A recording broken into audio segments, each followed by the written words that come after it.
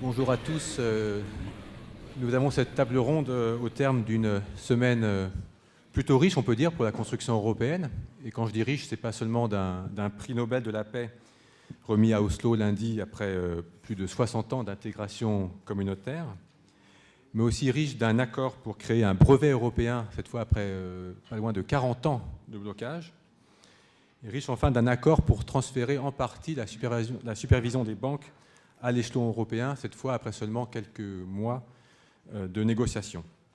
Cette supervision étant la première partie d'une union bancaire qui devrait occuper les élus européens une bonne partie de l'année prochaine et qui a déjà d'ailleurs occupé plusieurs think tanks.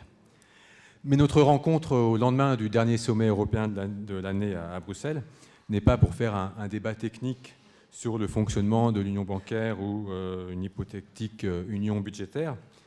La question posée est bien plus largement, je dirais plus fondamentalement, une question presque existentielle.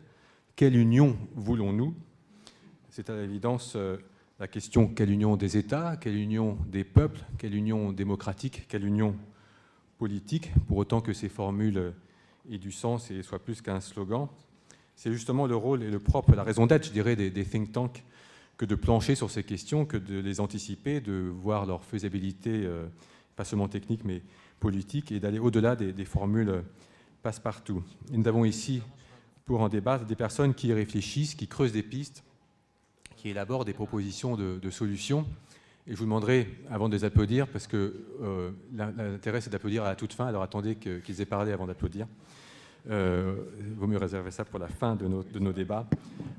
J'ai à ma droite Thierry Chopin, qui est directeur scientifique de la Fondation Robert Schuman, qui enseigne entre autres au CNAM, au Collège de Bruges, aux Mines, et qui est en train de boucler le prochain État de l'Union 2013 que la Fondation Robert Schuman publiera en début d'année prochaine.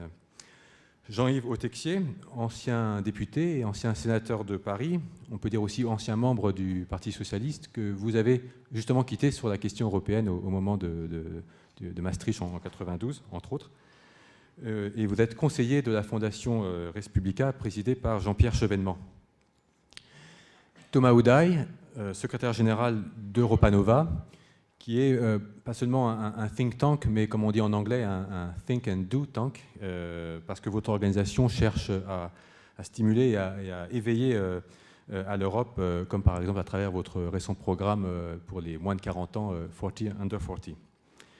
Donc je vais vous laisser à chacun définir quelle union aujourd'hui prévaloir, vu l'état de la crise actuelle, vu l'avancée des solutions actuelles pour cette crise, et vu aussi l'attente des opinions, puisque dans quelle union voulons-nous, il y a aussi le voulons-nous en Europe. Alors, sans tarder, je passe la parole à Thomas Uday sur la question quelle union voulons-nous aujourd'hui pour 2013 au moins.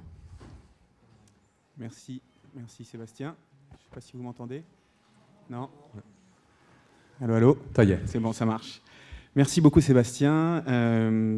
Pour commencer, j'aimerais vous dire que je suis très heureux d'être là pour la première fois dans ce magnifique forum des think tanks, à la place de mon président, du président d'Europa Nova, que vous connaissez peut-être sans doute, qui a assez peu l'habitude de laisser sa place à la tribune, mais étant à l'étranger, je peux profiter de ce moment important. Et je vais commencer d'ailleurs par vous parler 2 minutes de moi. Après... Là, vous faites comme votre président, mais continuez. Alors l'Europe. Vous allez voir le lien après. Après 15 ans dans le monde des affaires, comme créateur d'entreprise et directeur général d'une société de conseil dans le monde des télécoms et médias, j'ai décidé, la quarantaine approchant, que la vie était trop courte pour faire toujours la même chose. Et puis cherchant un sens à tout cela, je me suis engagé pour la cause européenne, en reprenant donc, il y a 3 ans, la direction d'Europa Nova. Et donc, depuis 3 ans, j'œuvre, on réfléchit, on agit pour essayer de faire avancer les consciences et le débat public sur ce projet qui est donc pour moi avant tout un projet porteur de sens. L'Europe, c'est un projet de transformation de la société, mais c'est aussi un projet de transformation de l'individu. L'autre, c'est moi. Et donc, le prisme européen, c'est exactement ça. Et ce qu'on constate aujourd'hui dans nos sociétés modernes occidentales, c'est une perte des repères traditionnels que sont la religion, la famille, l'entreprise même, et et cette défiance grandissante vis-à-vis des institutions, les représentants politiques en premier lieu, mais aussi les entreprises. Quand vous voyez les études chez les jeunes sur ce qu'ils pensent, la confiance en l'avenir, en leurs organisations, c'est effrayant. Alors, ils ont aussi cette capacité de se dire de manière individuelle qu'ils vont rebondir et ils ont cet optimisme individuel. Mais ce qui est le signe d'un manque de projets collectifs, porteurs de vision, de sens. Et aujourd'hui, quel autre projet politique que l'Europe pour porter ces valeurs? Et ce qu'on voit aujourd'hui, concrètement, quand on suit les affaires européennes, c'est une Europe conservatrice, une Europe où la montée des nationalismes est prégnante, la peur de l'autre grandit. Il suffit de voir les différents résultats aux élections législatives dans la plupart des pays européens depuis 2 ans, où on voit une montée incroyable des partis national-populistes. Libé titrait cette semaine « L'Europe congelée ». Je ne sais pas si vous avez noté ça, mais pour moi, c'était vraiment symptomatique. Et or, aujourd'hui, dans la mondialisation, est-ce qu'une Europe repliée sur elle-même peut s'en sortir? Moi, je pense que c'est vraiment suicidaire et qu'il est temps d'ouvrir le débat sur ce qu'on veut faire collectivement de notre continent, donc sur l'avenir de notre continent, questionner l'État-nation, cette souveraineté nationale dont on nous parle tant et qui est déjà largement une souveraineté partagée, et c'est tant mieux. Il faut du rêve aujourd'hui, il faut du désir, il faut vouloir construire collectivement ce projet. Il faut aussi du courage pour, à un moment donné, rompre le cercle vicieux de ces conseils européens, on l'a vu encore avec le dernier, qui sont souvent le théâtre de négociation des diplomaties nationales. Où est le projet collectif, cette vision européenne? On en a besoin. Il faut aussi du concret, des avancées concrètes, parce qu'on a besoin de répondre aux attentes des citoyens en matière de croissance et en matière d'emploi. Et encore une fois, de ce point de vue-là, le dernier conseil est symptomatique. Effectivement, il y a eu des avancées importantes ces derniers temps, le traité budgétaire, les débuts de l'union bancaire, le mécanisme européen de stabilité, mais est-ce que c'est comme ça qu'on va construire la croissance de demain, qu'on va créer des jobs? Je ne pense pas. On est aujourd'hui dans une Europe régulée. On a besoin de passer à une Europe des projets, une Europe des projets industriels, des projets dans l'énergie, la régulation climatique. Tout ça est nécessaire pour répondre aux angoisses de nos citoyens. Et puis, il faut aussi passer d'un mode de gouvernance aujourd'hui qui montre tous les jours ses difficultés. L'Europe a plein d'idées, mais elle a du mal à délivrer. Il faut passer d'une gouvernance à un gouvernement, en particulier pour la zone euro. D'ailleurs, la zone euro, on devrait l'appeler Euroland, puisque c'est beaucoup plus qu'une zone monétaire depuis déjà un certain temps. C'est déjà un ensemble politique. Et il faut aussi, évidemment, une Europe démocratique. Il faut du rêve, mais il faut aussi construire le lien concret avec les citoyens. Et ça, depuis, même si le poids du Parlement européen progresse, l'adhésion et les taux de participation régressent depuis 20 ans. Il y a vraiment un problème.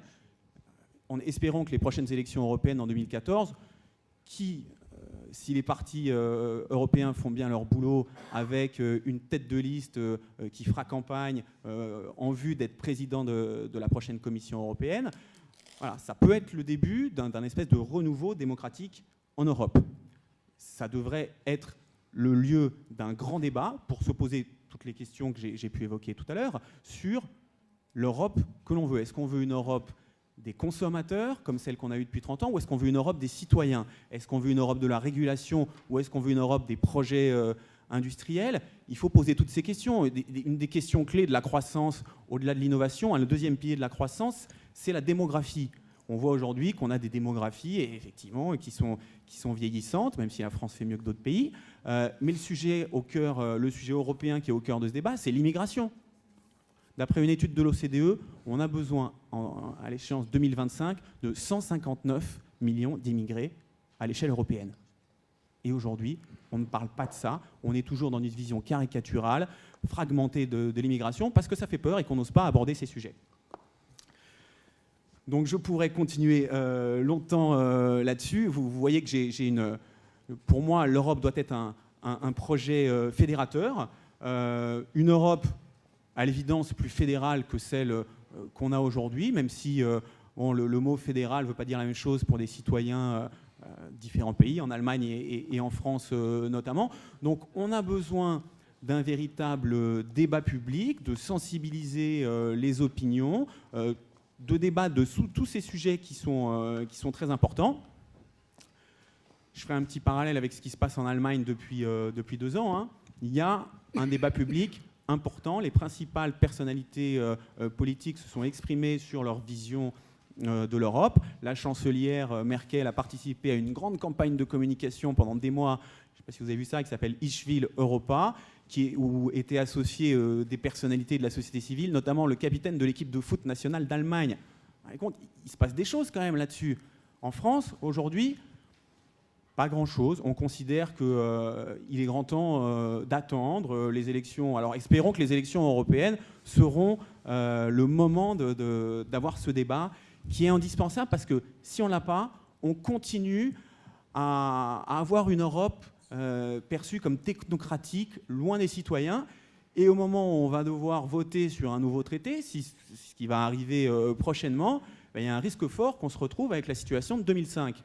Donc il est urgent de lancer ce débat aujourd'hui pour, en synthèse, une Europe, de mon point de vue, hein, une Europe des valeurs et du sens, des citoyens, une Europe de l'innovation, du renouveau industriel, une Europe démocratique et politique. Il faut passer d'une Europe 1.0 à une Europe 2, voire 3.0 maintenant. Merci. Merci Thomas pour votre enthousiasme et pour évoquer déjà pas mal de pistes. Je vais passer la parole à Jean-Yves Autexier pour vous demander non pas quelle union voulons-nous, mais peut-être déjà vous, quelle union voulez-vous? Oui. Une Europe de projet.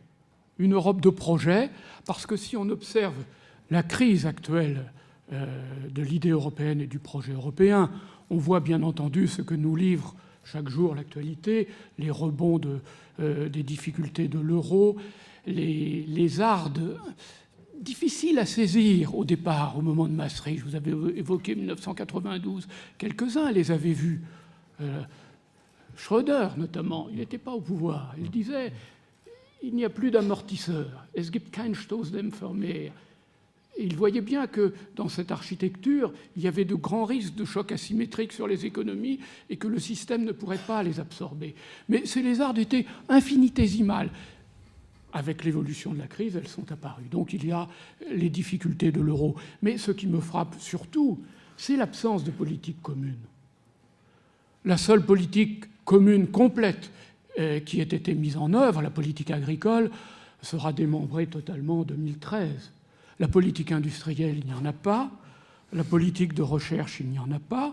La politique de l'énergie, il n'y en a pas. La politique commerciale, c'est une succursale de l'OMC, mais il n'y a pas de politique commerciale propre.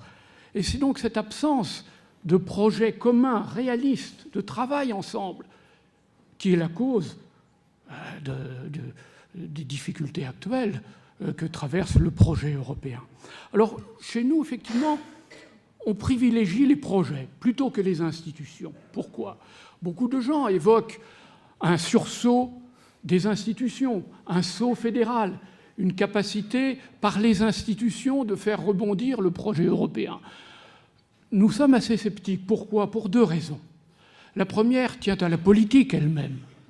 C'est qu'en Europe, il n'y a pas un peuple européen, qu'un peuple, ça ne se décrète pas, ça se forge dans l'histoire, et qu'aujourd'hui, il y a 27 peuples et il n'y en a pas un seul. C'est donc une difficulté de promouvoir un saut fédéral dans un ensemble qui ne se sent pas lié par la nécessité de solidarité qui unit un peuple. Lorsqu'il y a un peuple, une nation politique, les pauvres acceptent de payer pour les riches, on accepte les transferts fiscaux, les gens d'Île-de-France acceptent de payer pour le développement de la Corse. Mais s'il n'y a pas un peuple, mais plusieurs peuples, eh ben les gens regimbent. En Europe du Nord, on regimbe à financer la Grèce et ses errements. C'est tout à fait compréhensible. Donc je crois qu'un renouveau par les institutions se heurte à ce premier obstacle politique qui est ancien, c'est qu'on ne peut pas aller plus vite que la musique. Et on ne peut pas décréter l'existence d'un peuple alors qu'il faudra beaucoup de temps pour passer de 27 peuples à une solidarité vécue, partagée, à un effort commun, compris et accepté par tous. Le deuxième obstacle, c'est que le saut fédéral supposerait des transferts financiers immenses. On n'a pas idée de leur ampleur. Dans un système fédéral, les riches payent pour les pauvres. L'Europe du Nord paye pour l'Europe du Sud. À ces transferts financiers, d'évidence, les opinions d'Europe du Nord ne sont pas prêtes. Alors c'est vrai de l'Allemagne, qu'on critique beaucoup. Moi j'aime beaucoup l'Allemagne et je dis toujours à mes interlocuteurs, avant de critiquer l'Allemagne, comprenez-la. Comprenez l'effort immense qu'ils ont fait. Comprenez le plan Hartz, les plans Hartz. Comprenez l'effort qu'ont consenti les salariés allemands. Et quand on leur demande ensuite, après tous ces efforts, de venir à la caisse pour subventionner les difficultés de la Grèce, du Portugal, de l'Irlande, oui, comprenez qu'ils soient réticents. Les transferts financiers sont énormes et les opinions n'y sont pas prêtes. Vous voyez bien même que lorsqu'il s'agit d'une simple augmentation très modeste du budget communautaire, vous voyez que les réticences sont immenses. Parce que les opinions n'y sont pas prêtes. Je ne parle pas de la Grande-Bretagne, mais je parle même des gens où l'idée européenne est assez largement partagée. En Europe du Nord, c'est le cas des Pays-Bas ou de l'Allemagne. Mais quand il s'agit de passer aux transferts financiers, il y a un obstacle. Alors, notre idée, c'est que, pour longtemps, la voie des institutions pour un saut en avant de l'Europe est fermée, en suspens. Et que, par contre, nous pourrions avancer très vite dans l'Europe des projets. Et que ce serait le rôle des fondations et le rôle des think tanks que, dans ce domaine, de formuler des propositions en matière de politique commune européenne à mener à bien. Parce que nous n'avons pas les contraintes politiques. Nous avons par exemple travaillé à Res Publica à une sorte d'alternative en cas de crise de la monnaie unique où vraiment on n'y arriverait pas à s'en sortir. Peut-être pourrait-on passer d'une architecture de monnaie unique à une architecture de monnaie commune. Qu'une fondation le fasse, c'est très bien. Aucun parti de gouvernement ne peut mettre cela à son agenda. Évidemment, aucun agenda diplomatique ne peut prendre en charge une sorte de plan B qui discréditerait l'action présente du gouvernement en disant « vous avez autre chose derrière la tête ». Mais nous, indépendants des objectifs politiques et des objectifs diplomatiques, nous avons le devoir d'explorer ces voies possibles.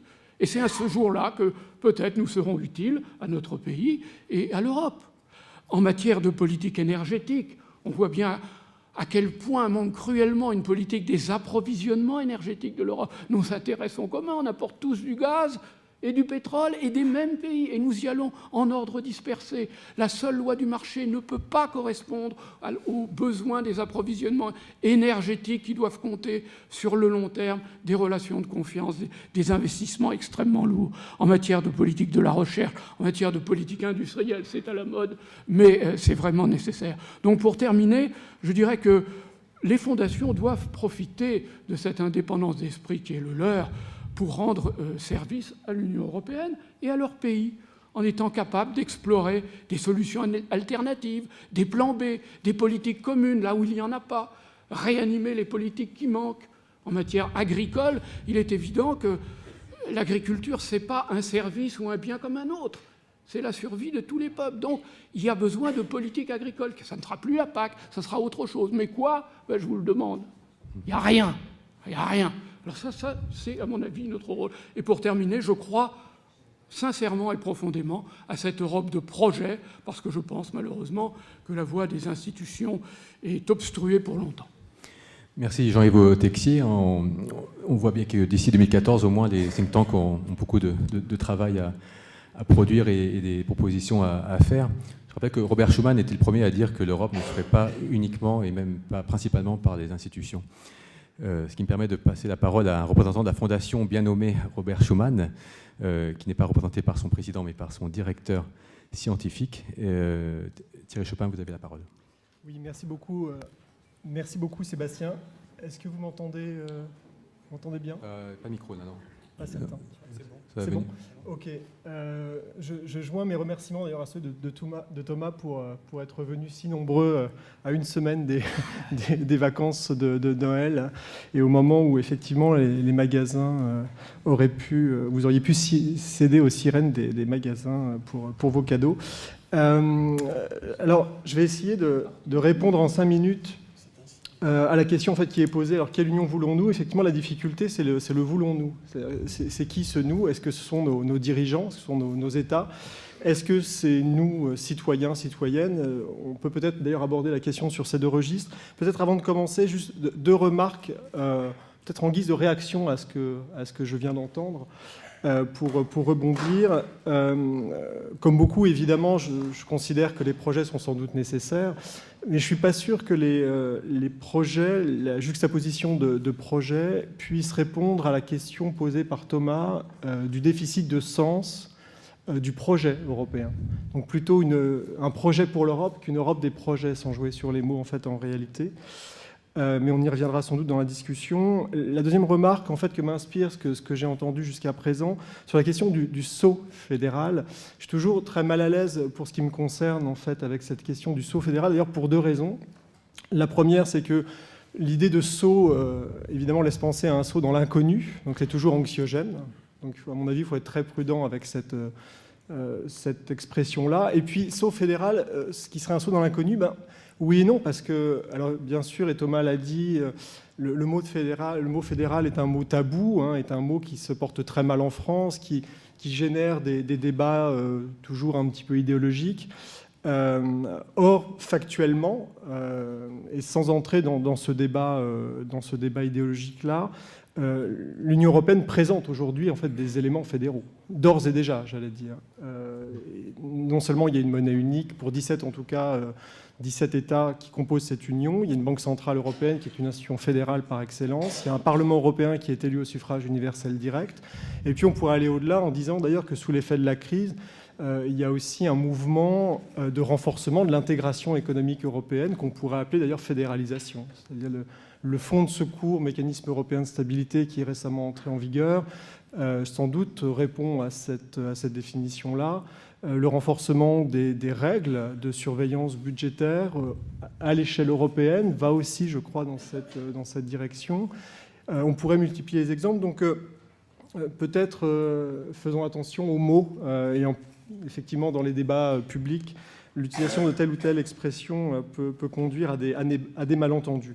Dernière remarque très, très brève, pas de transfert financier. Moi, je crois quand même qu'il y a eu même s'il y a eu des tergiversations, des hésitations au départ de l'explosion de la crise, notamment de la crise de la dette en Grèce, les États, alors peut-être pour des raisons qui tiennent d'abord à des intérêts bien compris plutôt qu'à un élan du cœur, mais je crois qu'il y a eu vraiment des actions de solidarité. En tout cas, il y a eu des transferts financiers, il y a eu des aides financières extrêmement importantes qui ont été consenties de la part des pays qui sont aujourd'hui dans une moindre difficulté que d'autres. Mais on aura peut-être l'occasion d'en parler tout à l'heure. Alors, ce que je voulais dire rapidement, en fait, je voulais dire trois choses. Rapidement. Pardon ? Très rapidement. Très rapidement, trois choses. Sur quelle union voulons-nous ? En tout cas, du point de vue de nos dirigeants, je pense que la crise, premier élément, pose la question suivante. Est-ce que l'Union européenne dispose de la volonté, puisqu'on parle de volonté, de la volonté politique et collective suffisante pour préserver en fait l'intégrité de la zone euro? Je crois qu'en dépit des tergiversations, des hésitations qu'on a pu percevoir au printemps 2010, la réponse est oui. Il y a une volonté collective et politique en fait, de maintenir l'union monétaire. Je crois qu'il a été assez clair. Et ce que montre la gestion de la crise, deuxième élément sur lequel je voulais insister depuis 4 ans, c'est que la priorité a été effectivement donnée au maintien de l'intégrité de cette zone. Il y a une volonté de conserver l'union. Et pour cela, je crois qu'il y a eu une prise de conscience de la part de l'ensemble des États de renforcer la cohérence en fait, de cette union monétaire, à la fois sur le plan budgétaire. C'est tout le sens de la définition d'un ensemble de règles plus strictes sur ce volet-là, sur le plan budgétaire. C'est aussi le cas dans la perspective du projet d'union bancaire sur lesquels les chefs d'État et de gouvernement se sont encore entendus récemment à l'issue du Conseil européen de ces jours derniers. Donc le choix, puisqu'on parle de quelle Europe voulons-nous, quelle union voulons-nous, le choix n'a pas été un choix du repli national. Ça a été un choix, au moins à ce stade de la consolidation de l'Union telle qu'elle existe aujourd'hui. Et je crois que l'alternative à laquelle on est confronté aujourd'hui, c'est, première branche de l'alternative, est-ce qu'on en reste à un statu quo consolidé, un statu quo même consolidé, ou est-ce qu'effectivement on fait un pas plus important dans l'intégration, sans parler de saut fédéral en fait, à ce stade. Troisième élément, très rapidement, sur lequel je voulais insister, même si des avancées ont été réalisées, si des décisions ont été prises, et des décisions importantes ont été prises en matière, encore une fois, budgétaire et en matière d'union bancaire, reste effectivement que les citoyens, dans beaucoup de pays, sont perplexes face à l'évolution de la crise, face à la difficulté de prendre cette crise de vitesse et à la surmonter. On le sait, il y a une baisse de confiance, Thomas l'a rappelé, des citoyens vis-à-vis des principales institutions européennes, et le niveau de confiance, d'ailleurs, n'a jamais été aussi bas quand on regarde les différentes enquêtes d'opinion. Dans ce contexte-là, j'allais dire, et pour répondre à la question quelle union voulons-nous, au sein de la Fondation Robert Schuman, on s'efforce depuis quelques mois de conduire un certain nombre de travaux sur une question qui nous paraît essentielle, qui nous paraît prioritaire et qui ne peut plus être éludée, à savoir la question de l'union politique. Donc j'imagine qu'il y aura des questions sur la différence entre l'union politique, l'Europe fédérale. Et là aussi, il y a une confusion du langage à cet égard. L'idée étant que les décisions européennes qui sont prises, et notamment celles qui sont prises en matière économique, sans doute ne peuvent plus faire l'économie d'un renforcement en fait, de la légitimité des institutions qui les prennent.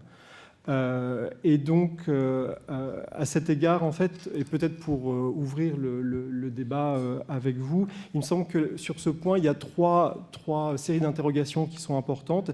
Effectivement, de quoi parle-t-on quand on parle d'union politique? Le débat a été lancé en fait en Allemagne, Thomas l'a rappelé. Il y a assez peu d'écho en France sur cette question-là aujourd'hui. Ce sujet, par ailleurs, deuxième série d'interrogations, en tout cas pour moi, il est clair que c'est le sujet qui avance le moins, à la fois à l'échelle européenne comme à l'échelle nationale. On gère l'urgence sans se dire finalement que cette question de l'union politique est aussi prioritaire.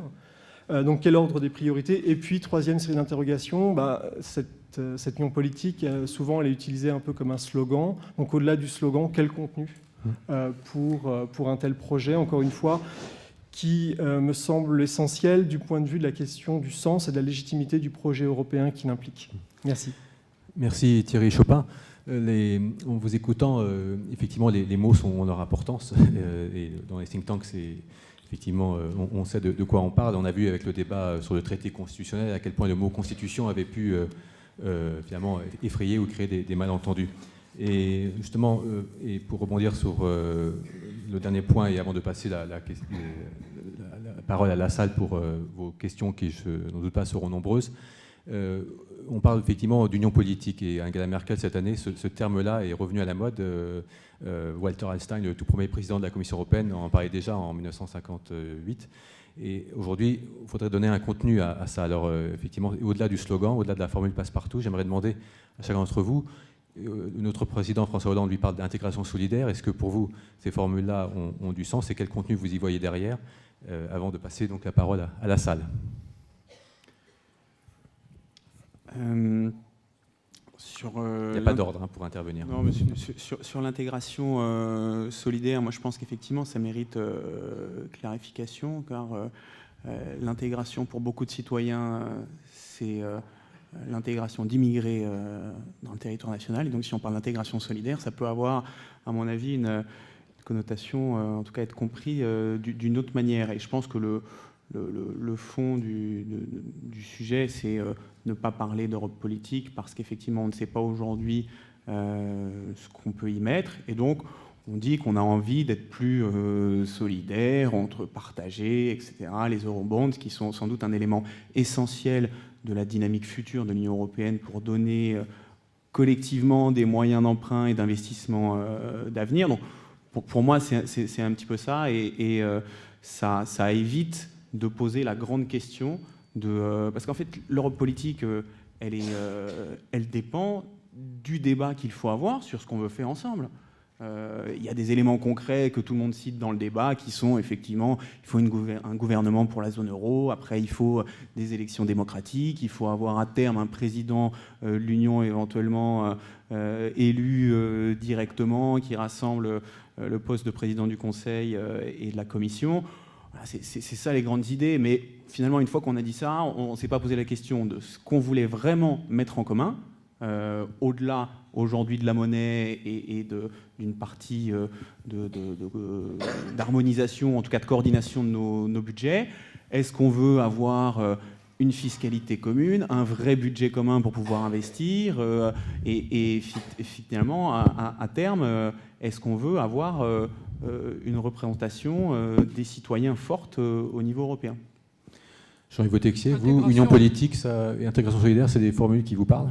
Intégration solidaire est une formule qui me parle, mais j'observe que nous sommes très loin de la réalité. Si vous voyez les choses dans toute l'Europe du Sud, le déficit de compétitivité non compensable par une politique de change a abouti à une crise monétaire. Et au lieu d'aboutir à une intégration solidaire, aboutit à creuser un fossé entre l'Europe du Sud et l'Europe du Nord qui est énorme. Allez à Madrid, allez à Lisbonne, allez à Athènes, et puis rendez-vous à Londres, Paris ou Berlin. Vous y verrez 2 Europes, parce qu'il n'y a pas d'amortisseur. Donc l'intégration solidaire, je trouve ça très bien, c'est une belle perspective, mais aujourd'hui, on n'en prend pas le chemin. L'union politique, je vous ai dit ce que j'en pensais, pour moi, ce chemin est pour longtemps obstrué. Mais il y a des choses qu'on peut faire. Le gouvernement économique de la zone euro, et je donnerai raison à Thierry Chopin en disant que oui, c'est un élément fédéral. Un gouvernement économique de la zone euro, tel qu'on peut le souhaiter, c'est un élément fédéral. Et je le souhaite. Et je le souhaite.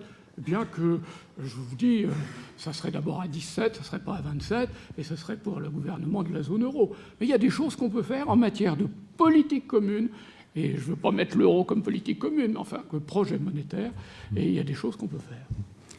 Thierry Chopin, vous, c'est des formules que vous employez souvent?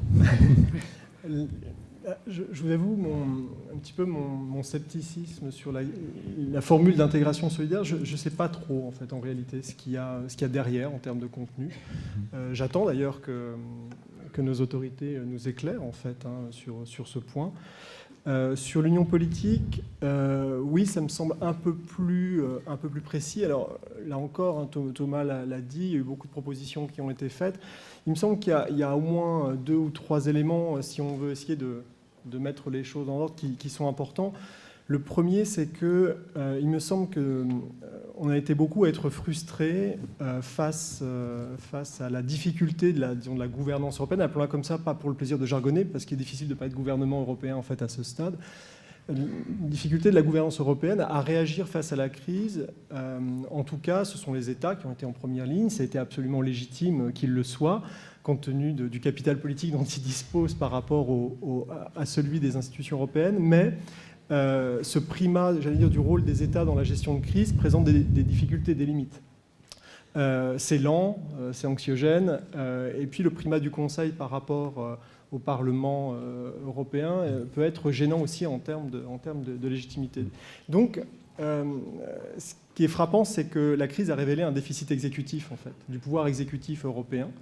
Donc je trouve qu'une première piste, un premier axe qui viendrait donner un contenu à l'union politique, c'est d'essayer de penser d'abord et de réaliser,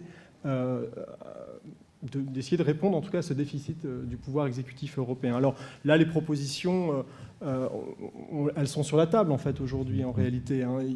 La proposition d'élire même indirectement par le Parlement européen le président de la Commission européenne qui pourrait être fusionné avec le poste de président du Conseil européen sont des choses qui sont dans le débat. Il est frappant évidemment, et on ne s'en étonnera pas, que ni le président de la Commission européenne ni le président du Conseil européen n'aient repris effectivement cette proposition de fusion. Encore une fois, on s'en étonnera pas. Proposition qui vient d'Allemagne, en effet. Mais l'Allemagne, effectivement, pousse dans cette direction. En tout cas, sur l'élection même au suffrage universel direct du président de la Commission européenne, depuis 1 an déjà, depuis le congrès de la CDU à Leipzig en novembre 2011. Donc, première piste, essayer de combler ce déficit exécutif. Ça, je pense que c'est un premier point important. La deuxième chose, on parle aussi beaucoup de déficit de légitimité. Les institutions européennes ont une légitimité, mais qui est plus faible, plus fragile, en quelque sorte, que celle des institutions nationales. Essayons de renforcer cette légitimité-là, et c'est tout l'enjeu, je crois, de l'association des parlements, à la fois parlements nationaux, pas d'ailleurs uniquement dans un rôle négatif de contrôle, mais aussi dans un rôle positif et constructif dans les décisions européennes qui sont prises, association du Parlement européen. dont d'ailleurs la représentativité devrait aussi conduire à un certain nombre de réflexions aujourd'hui. Les Allemands, à nouveau, nous disent, la Cour de Karlsruhe nous dit régulièrement, au fil de sa jurisprudence, que la représentativité du Parlement européen pose une difficulté aujourd'hui. Donc, premier élément, combler le déficit exécutif. Deuxième élément, essayer de combler ce déficit de légitimité. Et puis, troisième élément, et là, je suis évidemment d'accord avec Jean-Yves Texier, c'est-à-dire que le point aveugle de la construction européenne, ça a été de ne pas poser la question du sentiment d'appartenance, de ne pas suffisamment poser, au-delà de la seule création juridique d'une citoyenneté européenne, la question de comment est-ce qu'on fait pour favoriser l'émergence d'un sentiment de concitoyenneté entre les Européens. C'est évidemment une condition à la fois pour débattre politiquement à l'échelle européenne, c'est aussi une condition de la solidarité, effectivement, à l'échelle européenne. C'est un sentiment pour substituer au climat de défiance parfois entre les opinions publiques nationales, entre les Grecs et les Allemands, c'est compliqué, un sentiment de confiance mutuelle un peu plus important. Et donc, je pense qu'il faut reprendre effectivement ce chemin de la construction politique au sens le plus large du terme, c'est-à-dire essayer de construire ce sentiment d'appartenance et de citoyenneté. Merci voilà. Thierry Chopin pour si bien poser les termes du débat que je voudrais élargir pour le petit quart d'heure qui nous reste à la salle. Alors, je vais prendre plusieurs questions à la fois, en vous demandant bien une question courte, en vous présentant. Et je crois qu'il y avait une première question par ici. Piel. Jean-Claude Piel, j'ai fait ma Vous carrière. n'avez pas besoin de micro. J'ai fait ma carrière, Jean-Claude Piel, à l'Union des coopératives de céréales, 1960, ingénieur agronome. On me recrute parce que la politique agricole commune va être mise en place. Et on voudrait quelqu'un qui ait le goût de l'international pour y travailler. Ce que j'ai fait. Et aujourd'hui, c'était une fédération, cette union de coopératives. Aujourd'hui, c'est une entreprise en face de Cargill, Monsanto Chemical et les autres qui fait 6 milliards d'euros de chiffre d'affaires.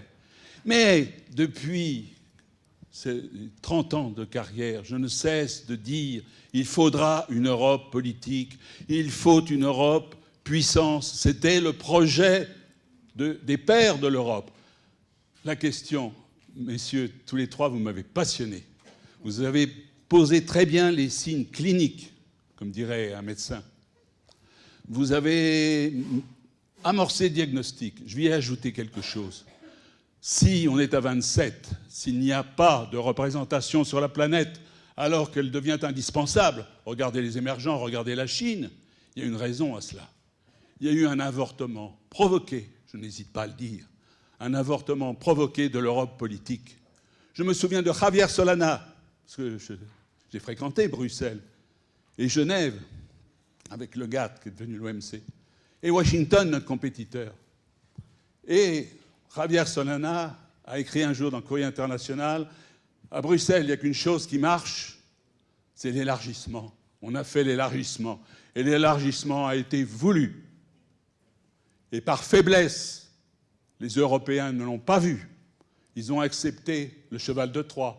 Comme j'ai dit, disons, la Grande-Bretagne, elle pourrait avoir une devise néo-shakespearienne, c'est « lobby or not to be ».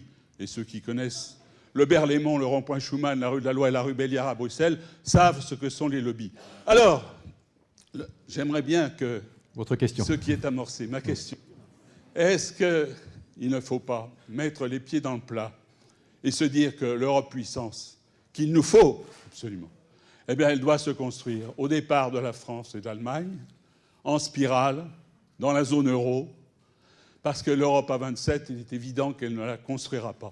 Alors, les think tanks nationaux, et c'est ma question, think tanks nationaux parfaits, je me réjouis de tout ce que j'ai entendu, mais plurinational, à commencer par franco-allemand, avec 3 langues de travail, et non pas 23 langues officielles comme à Bruxelles, enfin, 23 langues officielles. On a bien compris et votre quand point. allez-vous démarrer? Effectivement, l'Union à 27 et au sein de cette Union, est-ce qu'on peut avoir peut-être plusieurs vitesses et puis un noyau dur d'intégration? Avant-garde, Je vais prendre tout de suite une veut. seconde question, s'il vous plaît, courte, en vous présentant rapidement, et puis une troisième, et après on laissera la parole à nos intervenants. Peut-être aussi de l'autre côté, monsieur, et après là-bas. Oui, bonjour, Frédéric Ménager, je suis secrétaire général d'Eurocité, qui est un think tank européen qui réfléchit sur les questions européennes à gauche, résolument. Ma question, en fait, s'adresse finalement à nos 3 intervenants et porte finalement sur le sentiment que les populations ont envers l'Europe aujourd'hui. Je crois qu'on assiste, mais ce n'est pas un phénomène nouveau, hein, puisque depuis 1992, la carte électorale française le reflète parfaitement. Il y a un véritable divorce sur la perception de l'Europe entre les classes populaires en France et, on va dire, entre guillemets, les élites. Et ce divorce se poursuit et semble continuer. Donc, moi, ma question serait de savoir, effectivement, comment pourrait-on réconcilier les classes populaires et l'Europe, ce qui est une première question importante. Et peut-être pour dégager des pistes, hein, je me dis que dans un pays qui perd actuellement 40 000 impôts industriels par mois, hein, c'est le chiffre, la question de la réindustrialisation de l'Europe et la question des politiques commerciales européennes me semble une question assez majeure, et il faudrait sans doute sur ce point trouver des réponses tout à fait concrètes. Merci. Une question effectivement qu'on a un peu soulevée dans le débat déjà sur le sentiment d'appartenance et donner le goût de l'Europe. Je prends une 3e et dernière question là avant de passer la parole aux intervenants. Monsieur. Merci. Youssouf Işık de Turquie. En 2010, évidemment, heureusement, la crise presque existentielle a été dépassée, mais la volonté n'a pas été suffisante pour engendrer une Europe très forte. Alors, plusieurs parlent d'une Europe à plusieurs vitesses. Et je ne veux pas dire avec... ma question est, que pensez-vous d'une Europe à plusieurs vitesses, tout en ajoutant que personnellement, je trouve que l'Europe forteresse serait la fin de l'Europe telle qu'on voudrait la concevoir. Merci. Merci, monsieur. Donc, on voit d'ailleurs, la dernière question rejoint aussi la première. Est-ce que quand on parle d'union, on parle d'union toujours à 27 et d'ailleurs bientôt à 28, ou est-ce que union à 17 la question aussi du coup franco-allemand, dont on va fêter bientôt les 60 ans d'amitié, 50 ans, pardon, de l'anniversaire du traité. Donc, je vous laisse la parole peut-être à, je ne sais pas si Tomodaï veut démarrer. Je peux commencer sur le sujet qui me touche le plus, qui est effectivement le divorce entre l'élite et les citoyens, parce que je pense que c'est un cercle vicieux qui fait qu'aujourd'hui, nos représentants politiques sont aussi timides, timorés sur des avancées ambitieuses. Il y a effectivement une difficulté quand on a une opinion qui, je crois qu'on est passé à 30% maintenant, dans un des derniers sondages de confiance dans l'Union européenne, de pousser des sujets européens, ça me paraît évident.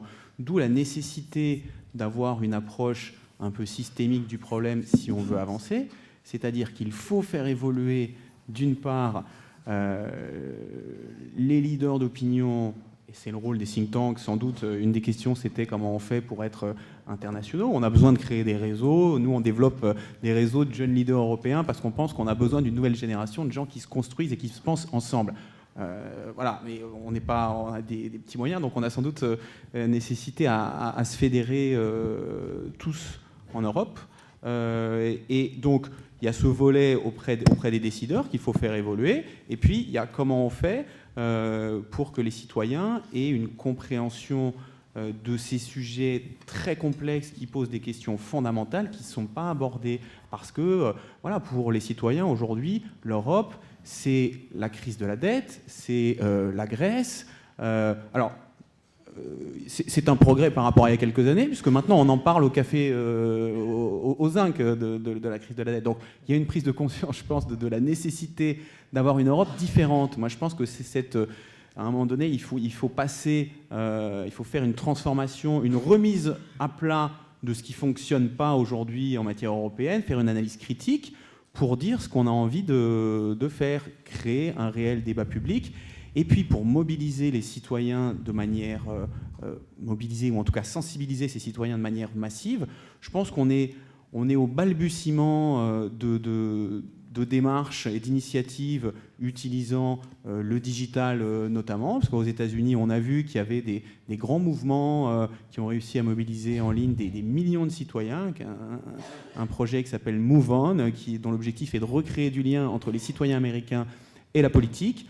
Ils ont des dizaines de millions de membres, en abordant les sujets différemment. Il faut évidemment, pour l'Europe, pas parler des institutions. Je pense que c'est rébarbatif pour tout le monde, mais il y a des choses qui touchent les citoyens dans le projet européen, que ce soit les valeurs, que ce soit ce qui nous anime tous, les enjeux d'emploi, de régulation, des paradis fiscaux. Voilà, on a moyen de créer une adhésion en communiquant différemment sur le fond et sur la forme, je pense, auprès des citoyens. Et c'est notre responsabilité, à nous, think tank, acteurs, mais aussi, évidemment, à nos représentants politiques. Merci. Jean-Yves Texier, sur ces questions notamment de la place du franco-allemand et de l'union à plusieurs vitesses.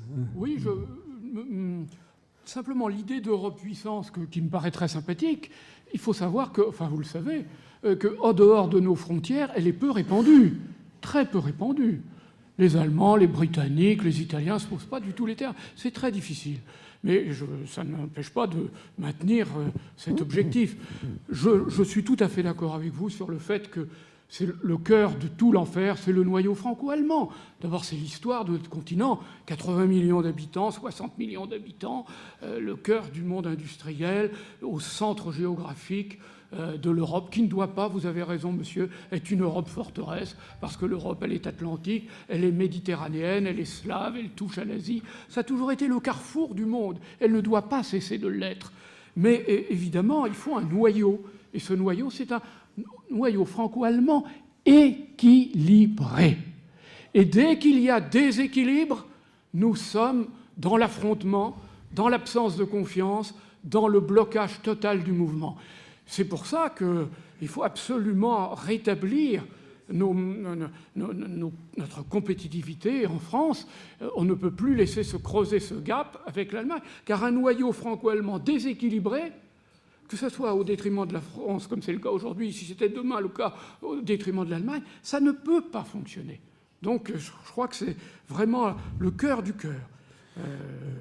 Voilà. Et puis un dernier mot, mais très très vite. Si on veut, monsieur qui représentait Eurocité, si on veut que l'opinion se rapproche un peu plus des objectifs européens, ben, il me semble que si vous aviez des institutions européennes qui se battaient pour leur industrie, au lieu d'avoir une seule politique de la concurrence, qui se battaient pour une politique industrielle, des filières, qui se battaient pour une politique commerciale intelligente, des clauses de réciprocité avec les gens qui nous enlèvent les marchés à notre barbe, avec des clauses sociales et environnementales. Bref, si on avait des institutions européennes qui se battent à armes égales dans un monde libre, je pense qu'ils seraient plus sympathiques qu'aujourd'hui, avec leur seule politique de la concurrence, où ils se présentent comme les assassins de l'industrie.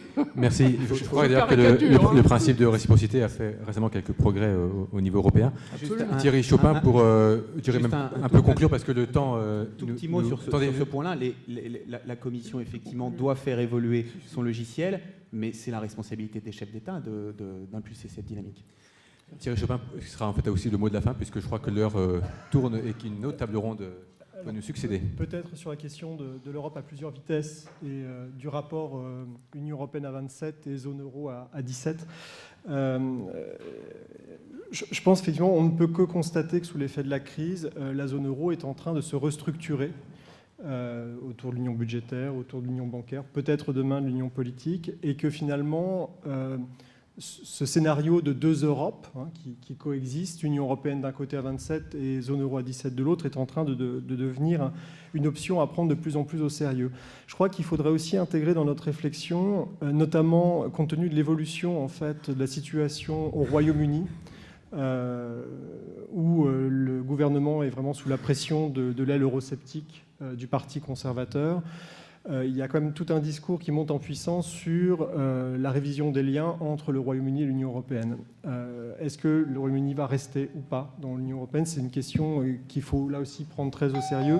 Et donc je crois qu'à côté de cette réflexion sur vraiment cette relation UE27, zone euro 17, de réfléchir aussi à la place de certains pays dans l'espace économique européen doit être, disons, en bonne place dans notre agenda. Peut-être juste un mot, parce que j'étais aussi très sensible évidemment à la question du divorce entre les élites et un certain nombre de citoyens sur la question européenne. Je ne reprends pas tout ce qui a été dit, auquel je souscris plutôt, même si effectivement sur la question politique industrielle, politique commerciale, on a souvent accusé en fait l'Union européenne d'être un peu naïve en fait sur ces questions-là. C'est vrai que les choses évoluent, à la fois sur la question de la réciprocité en matière commerciale et sur l'articulation toujours problématique entre politique de concurrence et politique industrielle. Mais le mot sur lequel je voulais insister, c'est que je pense qu'une des clés, là aussi politique, en fait, qui permettrait de rapprocher en fait une majorité de citoyens avec l'Union européenne, c'est de passer d'une Europe qui est perçue comme étant une Europe de la contrainte, comme étant une Europe subie, à une Europe qui serait davantage choisie. Et évidemment, si je dis ça conduit à une réflexion absolument indispensable et urgente sur la question de savoir comment on redonne le sentiment aux citoyens qu'ils peuvent exercer une influence politique sur les décisions qui sont prises et sur les orientations de l'Union européenne. Ça fait évidemment écho à tout ce que j'ai pu dire jusqu'à présent sur l'union politique notamment. Merci Thierry, merci à vous trois pour votre intérêt et votre enthousiasme aussi sur toutes ces questions qui ne manqueront pas, je pense, de se développer au moins d'ici les prochaines élections européennes. Je crois que là, on a vraiment le droit de les applaudir.